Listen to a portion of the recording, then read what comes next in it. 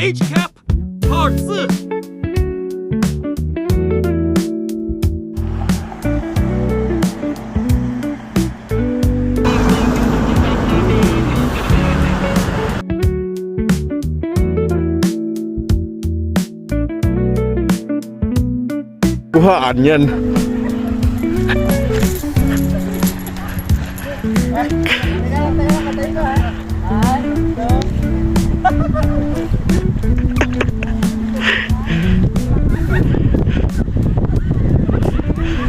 Nice one!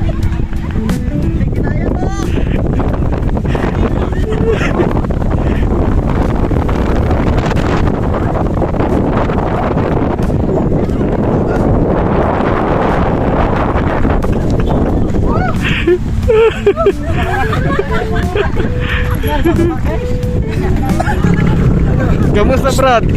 Kamusta? Pinagbintangan niyo pa ako. Mahirap na, no? Tingnan natin yung isa.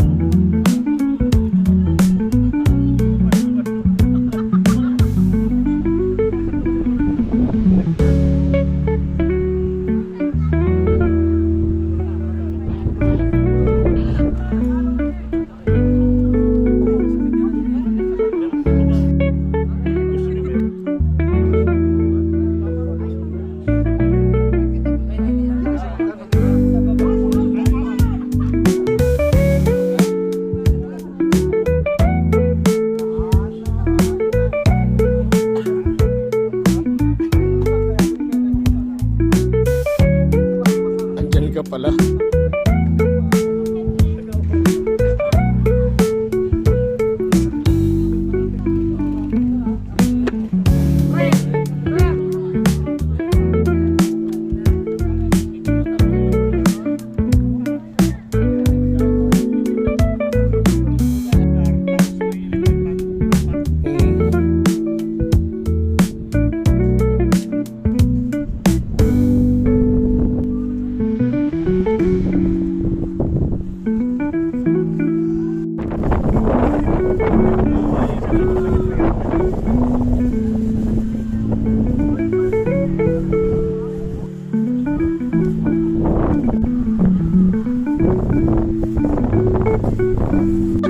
Sabi niya, pabili ng karayom, yung gaming. Joke time! Oo, sabi ng tindera. Hindi na kaintindi. Sabi niya kagad, hindi na kaintindi. Gaming ba? So, ng tindera kay Bisaya man. Sabi ng Bisaya. Anong gusto mo? Yung malaking gaming. Malaking gaming nga. Hindi kayo maliit, malaki. Meron kasi Ay, ito pa. Hindi, isang tumaran. Yung kapitbahay namin. May mga anak sa Manila. Oo. Siyempre, Tanda kami kung mag-reserva. yung trabaho sa dagat, Oo. pagmingwit, papanlambat. Panlambar. Oo. Siyempre, sabihan pa, punta ng Manila. Kasi may mga trabaho dito. Walang kita. Walang kita, mahina. Manila ka lang, walang kita. Sabi niya, pagdating sa Manila, ilaw, kayak, Oo. pangwalasing. Pinauwi ng pinauwi ng anak. Oo. Pagdating sa Negros, isang linggo lang. Tagalog, bawat tuhog, isang kanin, isang soda. sabi ng ganda na. Gabi isang... Hindi, Bisaya ko ano kasi. Kanin, Magnanay. Sumakay sa barko ngayon. sabi ng nanay, nak, pagsakay natin ng barko sa Manila, huwag ka nang Bisaya kasi nakakahiya. Tagalog ka na. May punta kasi ng pier. Kaya ng barko. Ulaw. Sardina. Nakikita yung anak ng mga gamit malaki. Sabi ng anak, yung lalaki ng mga sardina. Sabi ng nanay, mamaya natin mag-usap pang makalipad na itong barko.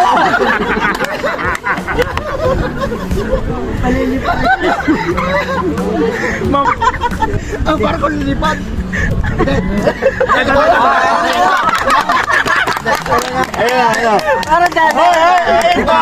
Pag makita Ang dami ko pa naman makita ng tatay. Pag makita ka ng tatay, hinahabol ka ng itak. Oo. Diba? Napakahigpit talaga. Dati ka mga nito. Kaya magkwento pagbalik mo. Pagbalik natin, nung unang panahon pa, napakahigpit talaga yung mga magulang. Stricto. Napaka-stricto talaga yung mga magulang dati.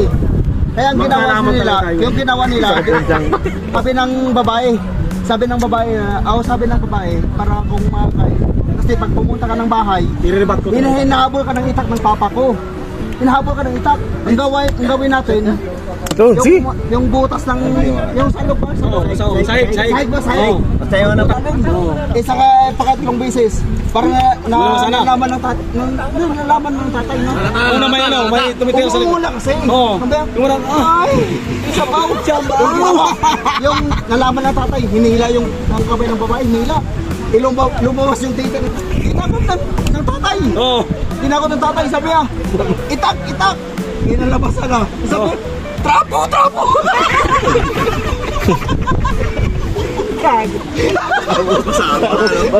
Yung ginawa, naghanap ng trapo. 59 years old.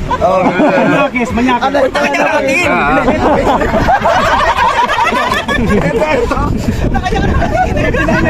Kasi pumunta siya ng Manila.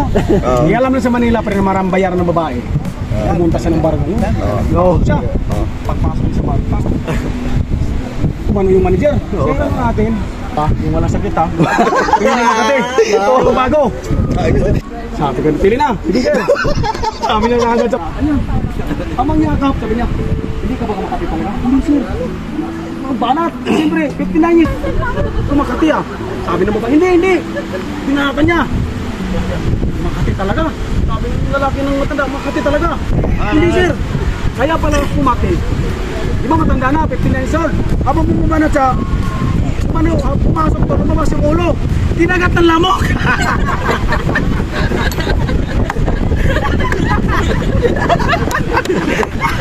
Kinagat ng lamok.